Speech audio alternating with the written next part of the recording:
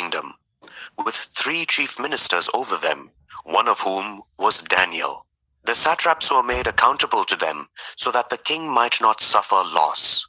Now Daniel so distinguished himself among the chief ministers and the satraps by his exceptional qualities that the king planned to set him in the kingdom. At this, the chief ministers and the satraps tried to find grounds for charges against Daniel in his conduct of government affairs, but they were unable to do so. They could find no corruption in him, because he was trustworthy and neither corrupt nor negligent.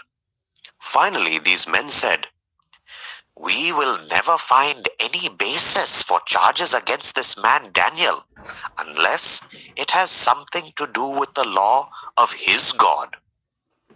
So these chief ministers and satraps went as a group to the king and said, "May King Darius live forever. The royal ministers, prefects, satraps, advisors, and governors have all agreed that the king should issue an edict and enforce the decree that anyone who prays to any god or human being during the next 30 days, except to you, your majesty, shall be thrown into the lion's den. Now, your majesty, issue the decree and put it in writing so that it cannot be altered, in accordance with the law of the Medes and the Persians, which cannot be repealed." So King Darius put the decree in writing. Now when Daniel learned that the decree had been published, he went home to his upstairs room where the windows opened towards Jerusalem. 3 times a day he got down on his knees and prayed, giving thanks to his God, just as he had done before. Then these men went as a group and found Daniel praying and asking God for help. So they went to the king and spoke to him about his royal decree. "Did you not publish a decree that during the next 30 days, anyone who prays to any god or human being except to you, your majesty, would be thrown into the lion's den?" The king answered, "The decree stands in accordance with the law of the Medes and Persians, which cannot be repealed." Then they said to the king, "Daniel, who is one of the exiles from Judah, pays no attention to you, your majesty, or to the decree you put in writing. He still prays 3 times a day." When the king heard this, he was greatly distressed. He was determined to rescue Daniel and made every effort until sunset to save him. Then the men went as a group to King Darius and said to him, "Remember, your majesty, that according to the law of the Medes and Persians, no decree or edict that the king issues can be changed." So the king gave the order, and they brought Daniel and threw him into the lion's den. The king said to Daniel, "May your God whom you serve continually rescue you."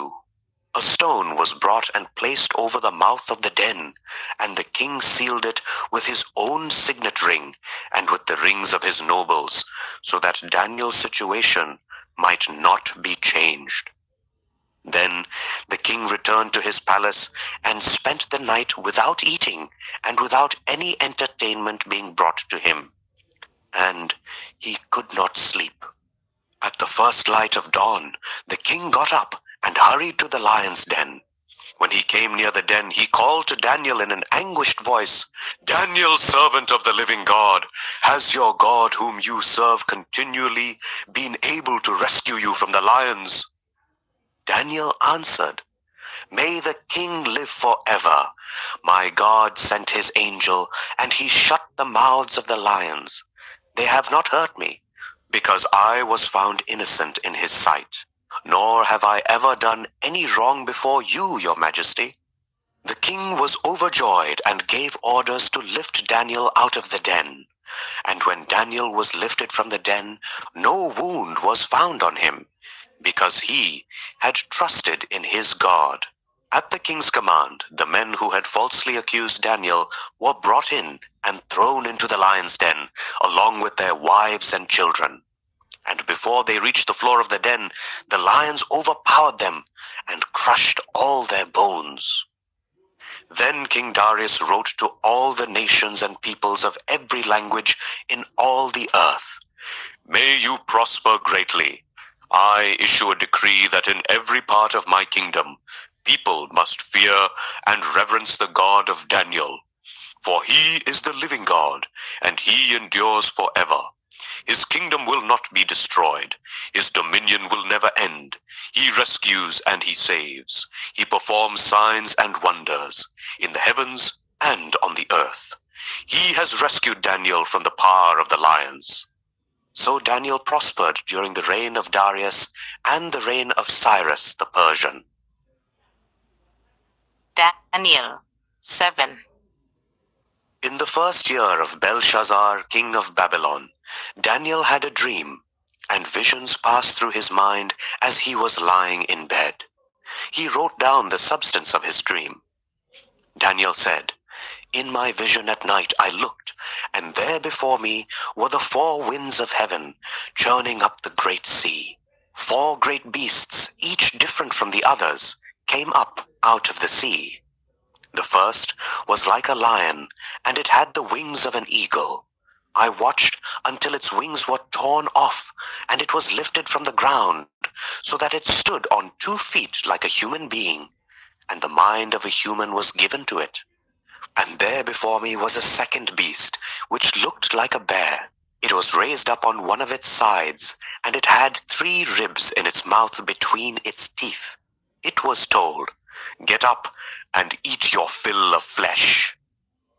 After that I looked, and there before me was another beast, one that looked like a leopard. And on its back it had 4 wings like those of a bird. This beast had 4 heads, and it was given authority to rule. After that, in my vision at night I looked, and there before me was a 4th beast, terrifying and frightening and very powerful. It had large iron teeth. It crushed and devoured its victims and trampled underfoot whatever was left. It was different from all the former beasts, and it had 10 horns. While I was thinking about the horns, there before me was another horn, a little one, which came up among them, and 3 of the first horns were uprooted before it. This horn had eyes like the eyes of a human being, and a mouth that spoke boastfully. As I looked, thrones were set in place, and the Ancient of Days took his seat. His clothing was as white as snow. The hair of his head was white like wool. His throne was flaming with fire, and its wheels were all ablaze. A river of fire was flowing, coming out from before him. Thousands upon thousands attended him. 10,000 times 10,000 stood before him. The court was seated, and the books were opened. Then I continued to watch. Because of the boastful words the horn was speaking, I kept looking until the beast was slain, and its body destroyed and thrown into the blazing fire. The other beasts had been stripped of their authority, but were allowed to live for a period of time. In my vision at night I looked, and there before me was one like a son of man, coming with the clouds of heaven. He approached the Ancient of Days and was led into his presence. He was given authority, glory, and sovereign power. All nations and peoples of every language worshipped him. His dominion is an everlasting dominion that will not pass away, and his kingdom is one that will never be destroyed. I, Daniel, was troubled in spirit, and the visions that passed through my mind disturbed me. I approached one of those standing there and asked him the meaning of all this. So he told me and gave me the interpretation of these things. The 4 great beasts are 4 kings that will rise from the earth, but the holy people of the Most High will receive the kingdom and will possess it forever. Yes, forever and ever. Then I wanted to know the meaning of the fourth beast, which was different from all the others and the most terrifying, with its iron teeth and bronze claws. The beast that crushed and devoured its victims and trampled underfoot whatever was left. I also wanted to know about the 10 horns on its head and about the other horn that came up, before which 3 of them fell. The horn that looked more imposing than the others, that had eyes and a mouth that spoke boastfully. As I watched, this horn was waging war against the holy people and defeating them, until the Ancient of Days came and pronounced judgment in favor of the holy people of the Most High. And the time came when they possessed the kingdom. He gave me this explanation. The fourth beast is a fourth kingdom that will appear on earth. It will be different from all the other kingdoms and will devour the whole earth, trampling it down and crushing it. The 10 horns are 10 kings who will come from this kingdom. After them, another king will arise, different from the earlier ones. He will subdue 3 kings. He will speak against the Most High and oppress his holy people and try to change the set times and the laws. The holy people will be delivered into his hands for a time, times and half a time. But the court will sit, and his power will be taken away and completely destroyed forever. Then the sovereignty, power, and greatness of all the kingdoms under heaven will be handed over to the holy people of the Most High. His kingdom will be an everlasting kingdom, and all rulers will worship and obey him. This is the end of the matter. I, Daniel, was deeply troubled by my thoughts, and my face turned pale, but I kept the matter to myself. Daniel 8. In the 3rd year of King Belshazzar's reign, I, Daniel, had a vision, after the one that had already appeared to me. In my vision, I saw myself in the citadel of Susa, in the province of Elam. In the vision, I was beside the Ulai Canal. I looked up, and there before me was a ram with 2 horns, standing beside the canal. And the horns were long. One of the horns was longer than the other, but grew up later. I watched the ram as it charged towards the west and the north and the south. No animal could stand against it, and none could rescue from its power. It did as it pleased and became great. As I was thinking about this, suddenly a goat with a prominent horn between its eyes came from the west, crossing the whole earth without touching the ground. It came towards the 2-horned ram I had seen standing beside the canal and charged at it in great rage. I saw it attack the ram furiously, striking the ram and shattering its 2 horns. The ram was powerless to stand against it. The goat knocked it to the ground and trampled on it, and none could rescue the ram from its power. The goat became very great, but at the height of its power, the large horn was broken off, and in its place 4 prominent horns grew up towards the 4 winds of heaven. Out of one of them came another horn, which started small, but grew in power to the south and to the east and towards the beautiful land. It grew until it reached the host of the heavens, and it threw some of the starry host down to the earth and trampled on them. It set itself up to be as great as the commander of the army of the Lord. It took away the daily sacrifice from the Lord, and his sanctuary was thrown down. Because of rebellion, the Lord's people and the daily sacrifice were given over to it. It prospered in everything it did, and truth was thrown to the ground. Then I heard a Holy One speaking, and another Holy One said to him, "How long will it take for the vision to be fulfilled, the vision concerning the daily sacrifice, the rebellion that causes desolation, the surrender of the sanctuary, and the trampling underfoot of the Lord's people?" He said to me, "It will take 2,300 evenings and mornings. Then the sanctuary will be reconsecrated. While I, Daniel, was watching the vision and trying to understand it, there before me stood one who looked like a man. And I heard a man's voice from the Ulai calling, "Gabriel, tell this man the meaning of the vision." As he came near the place where I was standing, I was terrified and fell prostrate. "Son of man," he said to me, "understand that the vision concerns the time of the end." While he was speaking to me, I was in a deep sleep with my face to the ground. Then he touched me and raised me to my feet. He said, "I am going to tell you what will happen later in the time of wrath, because the vision concerns the appointed time of the end.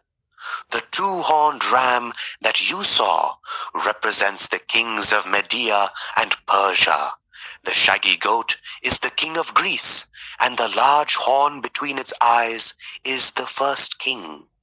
The 4 horns that replace the one that was broken off represent 4 kingdoms that will emerge from his nation, but will not have the same power. In the latter part of their reign, when rebels have become completely wicked, a fierce-looking king, a master of intrigue, will arise.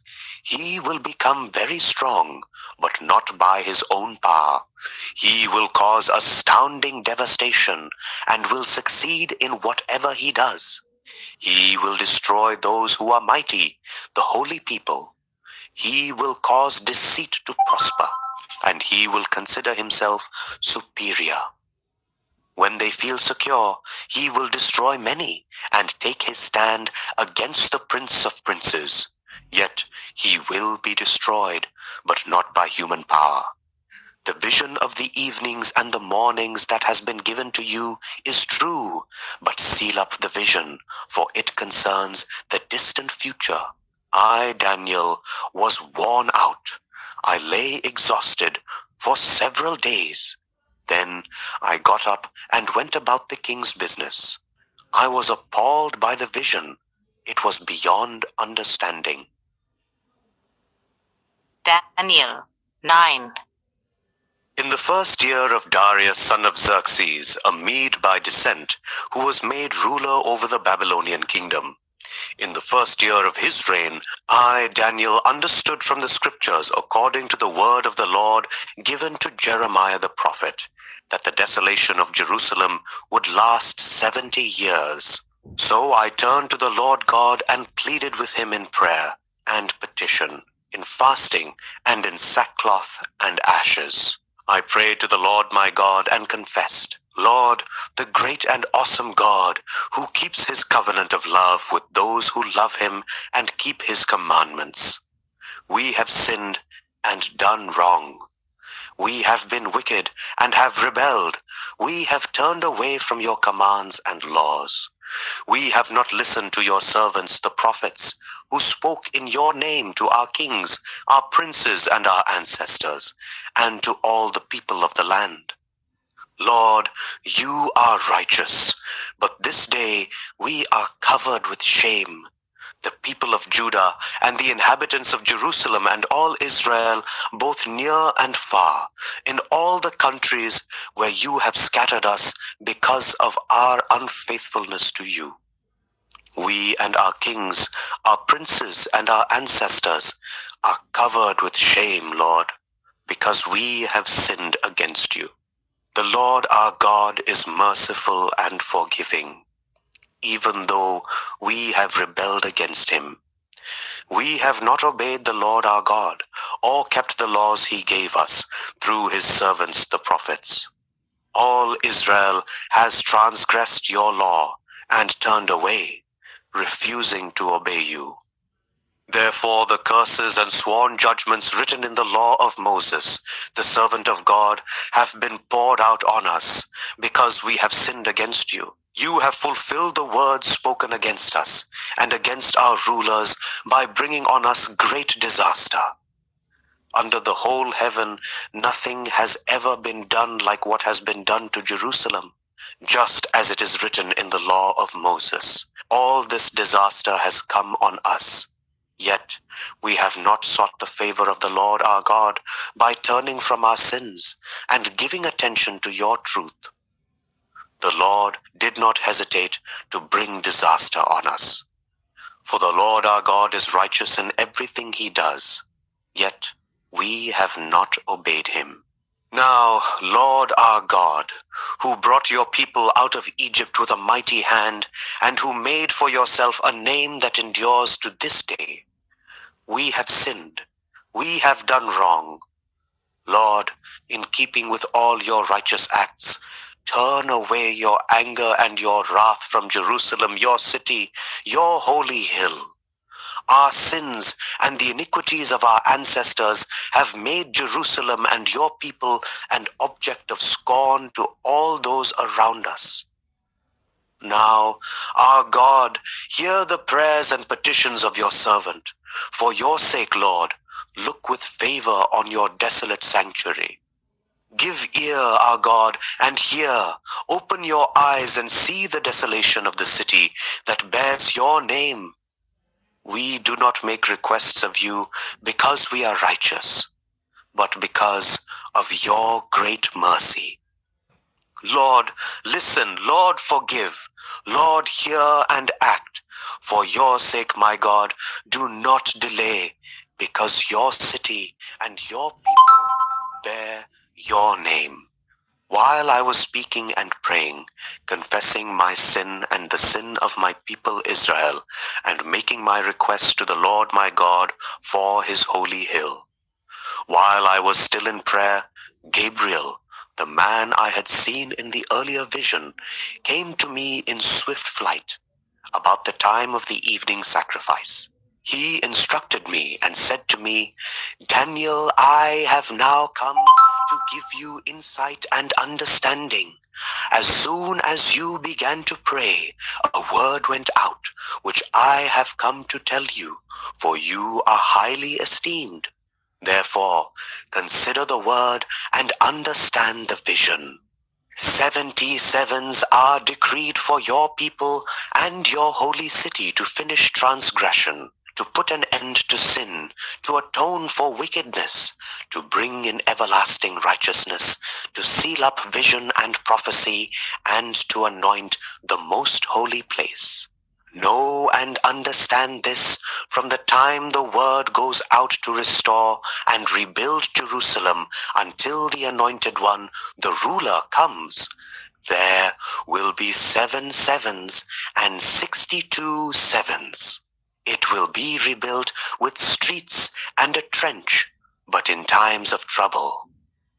After the 62 sevens, the Anointed One will be put to death and will have nothing.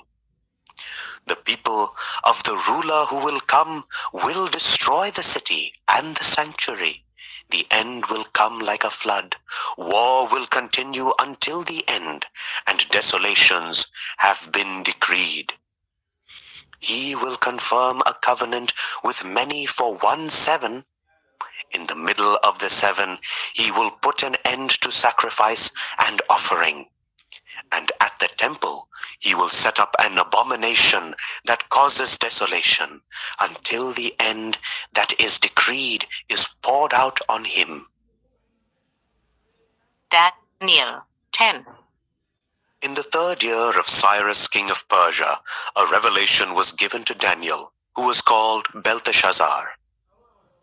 Its message was true, and it concerned a great war.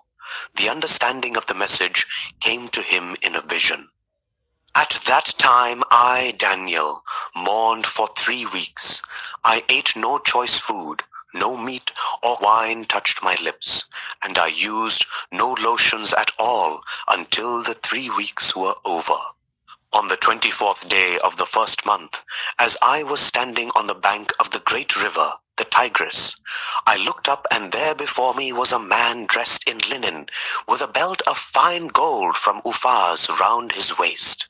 His body was like topaz, his face like lightning, his eyes like flaming torches, his arms and legs like the gleam of burnished bronze, and his voice like a sound of a multitude. I, Daniel, was the only one who saw the vision.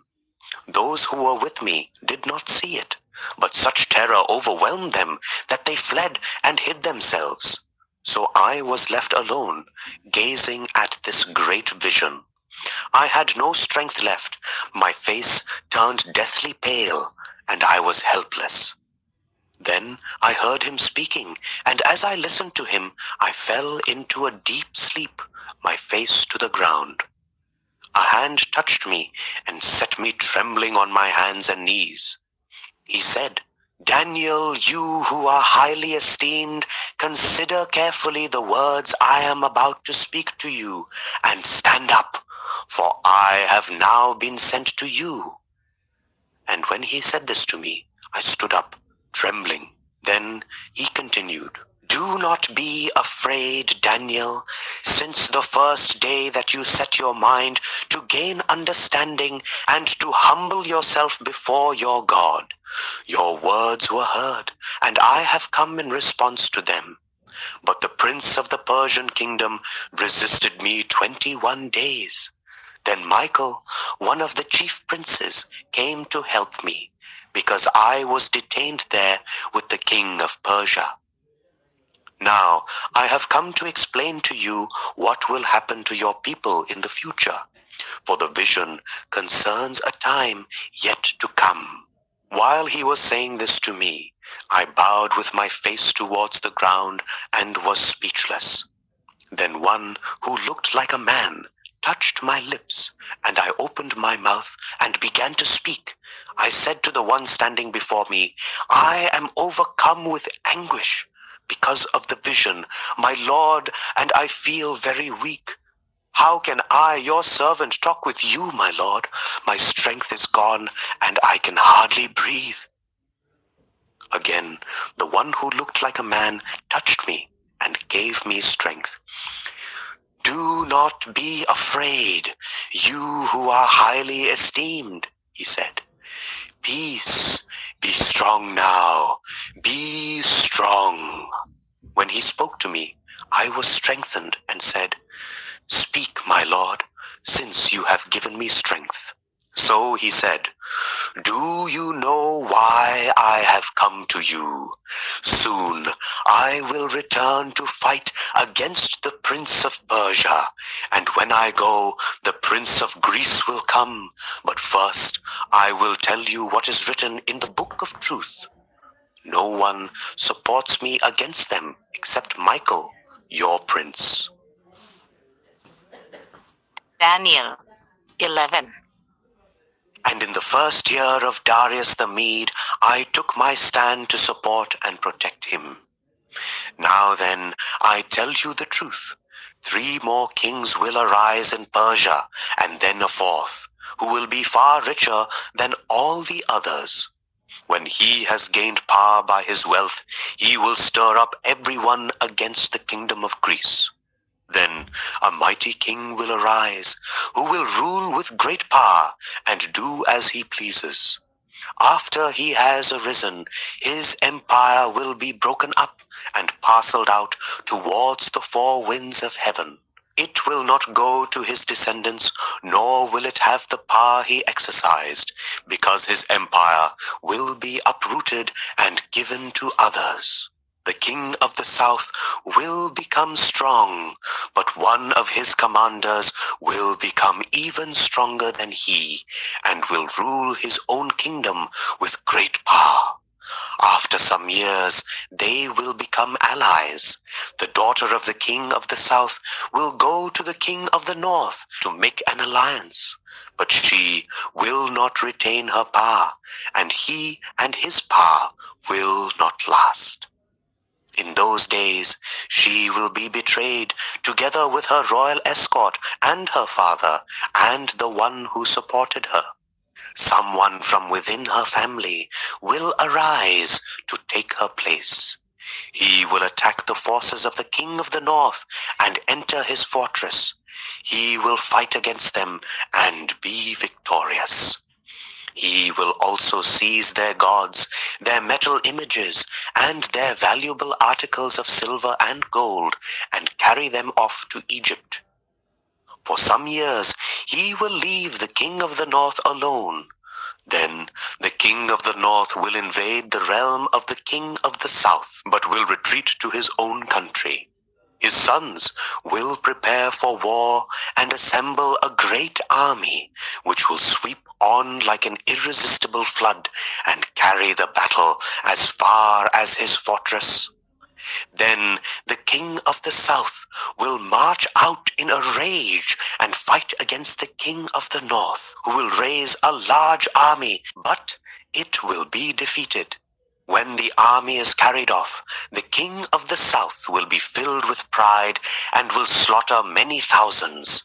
Yet he will not remain triumphant, for the king of the north will muster another army, larger than the first, and after several years he will advance with a huge army fully equipped.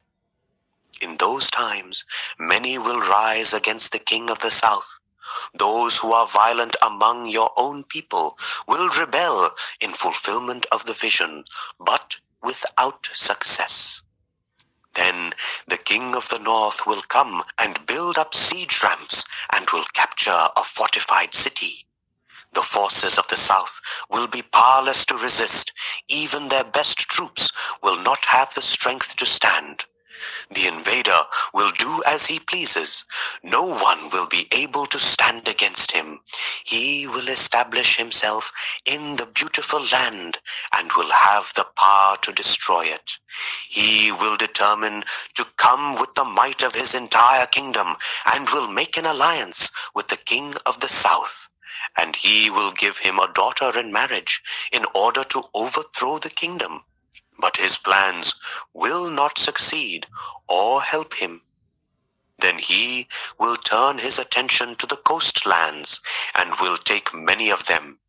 But a commander will put an end to his insolence and will turn his insolence back on him. After this, he will turn back towards the fortresses of his own country, but will stumble and fall to be seen no more. His successor will send out a tax collector to maintain the royal splendor. In a few years, however, he will be destroyed, yet not in anger or in battle. He will be succeeded by a contemptible person who has not been given the honor of royalty. He will invade the kingdom when its people feel secure, and he will seize it through intrigue. Then an overwhelming army will be swept away before him. Both it and a prince of the covenant will be destroyed. After coming to an agreement with him, he will act deceitfully, and with only a few people he will rise to power. When the richest provinces feel secure, he will invade them and will achieve what neither his fathers nor his forefathers did.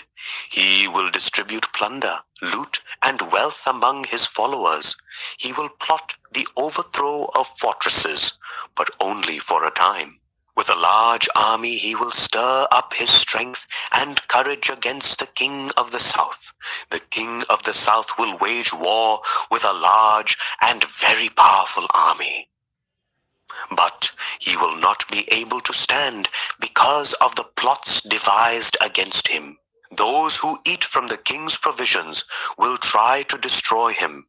His army will be swept away, and many will fall in battle. The two kings, with their hearts bent on evil, will sit at the same table and lie to each other, but to no avail, because an end will still come at the appointed time. The king of the north will return to his own country with great wealth, but his heart will be set against the holy covenant. He will take action against it and then return to his own country. At the appointed time, he will invade the south again, but this time the outcome will be different from what it was before. Ships of the western coastlands will oppose him, and he will lose heart. Then he will turn back and vent his fury against the Holy Covenant. He will return and show favor to those who forsake the Holy Covenant. His armed forces will rise up to desecrate the temple fortress and will abolish the daily sacrifice. Then they will set up the abomination that causes desolation. With flattery, he will corrupt those who have violated the covenant, but the people who know their God will firmly resist him.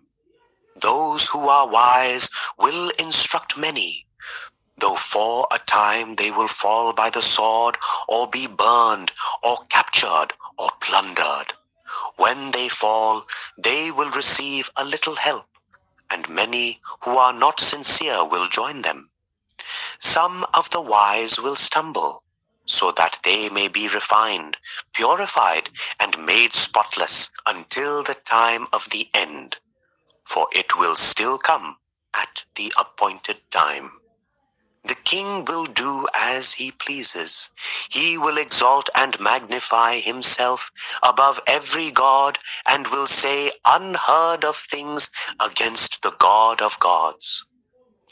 He will be successful until the time of wrath is completed, for what has been determined must take place.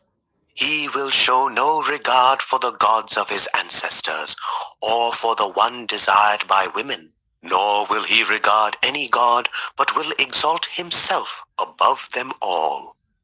Instead of them, he will honor a god of fortresses, a god unknown to his ancestors. He will honor with gold and silver, with precious stones and costly gifts. He will attack the mightiest fortresses with the help of a foreign god, and will greatly honor those who acknowledge him. He will make them rulers over many people and will distribute the land at a price. At the time of the end, the king of the south will engage him in battle, and the king of the north will storm out against him with chariots and cavalry and a great fleet of ships. He will invade many countries and sweep through them like a flood. He will also invade the beautiful land. Many countries will fall, but Edom, Moab, and the leaders of Ammon will be delivered from his hand. He will extend his power over many countries. Egypt will not escape. He will gain control of the treasures of gold and silver and all the riches of Egypt, with the Libyans and Cushites in submission. But reports from the east and the north will alarm him, and he will set out in a great rage to destroy and annihilate many. He will pitch his royal tents between the seas at the beautiful holy mountain.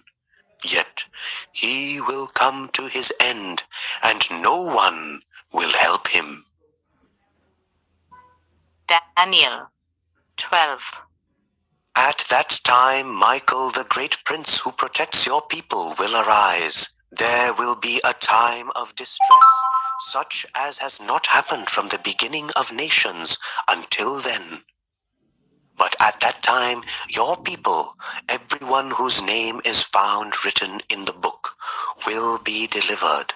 Multitudes who sleep in the dust of the earth will awake, some to everlasting life, others to shame and everlasting contempt. Those who are wise will shine like the brightness of the heavens, and those who lead many to righteousness like the stars forever and ever.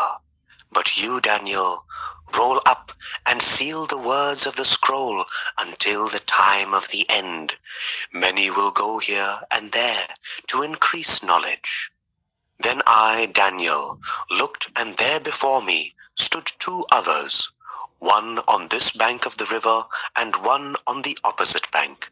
One of them said to the man clothed in linen who was above the waters of the river, "How long will it be before these astonishing things are fulfilled?" The man clothed in linen, who was above the waters of the river, lifted his right hand and his left hand towards heaven, And I heard him swear by him who lives forever, saying, It will be for a time, times and half a time, when the power of the holy people has been finally broken. All these things will be completed. I heard, but I did not understand. So I asked, My Lord, what will the outcome of all this be? He replied, Go your way, Daniel, because the words are rolled up and sealed until the time of the end. Many will be purified, made spotless and refined, but the wicked will continue to be wicked. None of the wicked will understand, but those who are wise will understand.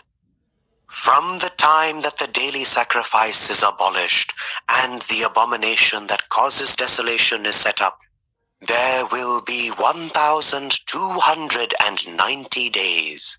Blessed is the one who waits for and reaches the end of the 1,335 days. As for you, go your way till the end. You will rest. And then at the end of the days, you will rise to receive your allotted inheritance. The book of Hosea, chapter 1. The word of the Lord that came to Hosea son of Beeri during the reigns of Uzziah, Jotham, Ahaz, and Hezekiah, kings of Judah, and during the reign of Jeroboam, son of Joash, king of Israel. When the Lord began to speak through Hosea, the Lord said to him, Go, marry a promiscuous woman and have children with her, for like an adulterous wife, this land is guilty of unfaithfulness to the Lord.